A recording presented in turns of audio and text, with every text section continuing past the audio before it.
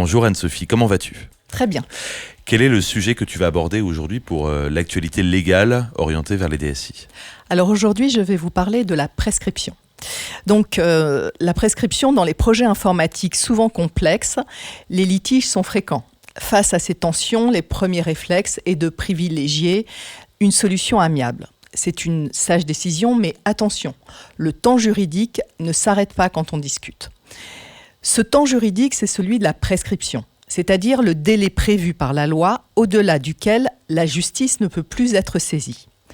Entre commerçants, les actions se prescrivent par 5 ans. Or, en dehors d'exceptions encadrées par la loi, si les parties le formalisent explicitement dans le cadre d'une médiation ou d'une conciliation, les pourparlers amiables n'interrompent pas la prescription. Et ça, c'est une décision de longue date de la Cour de cassation qui date de 2014. Toutefois, on a 2 décisions récentes de la Cour suprême qui viennent illustrer le sujet et sa complexité. On prend, pour commencer, une décision de la Cour de cassation du 9 avril 2025.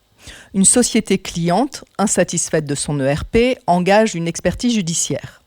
Les parties signent un protocole transactionnel. L'accord échoue. L'intégrateur réclame ensuite à son client le paiement des factures impayées et des indemnités.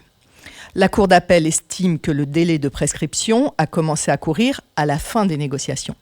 Mais la Cour de cassation censure cette décision au motif que le délai de prescription de 5 ans débute dès que les faits permettant d'agir sont connus, même si les parties discutent encore. Dans une autre affaire, juste de 1 mois plus tôt, la Cour de cassation a reconnu que la prescription avait été suspendue par la signature d'un protocole transactionnel. Et la Cour a conclu que la Cour d'appel avait constaté que pendant l'exécution du protocole, le créancier s'était trouvé dans l'impossibilité d'agir et que son action n'était pas prescrite. On peut donc s'interroger pour savoir si la suspension ne serait pas admise que lorsque le protocole transactionnel empêche réellement d'agir.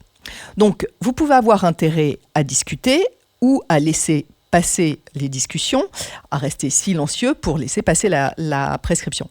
Alors, un conseil, si vous signez un protocole transactionnel ou si vous entamez des discussions, pensez bien à avoir en tête cette fameuse prescription. Merci beaucoup Anne-Sophie. Merci Julien.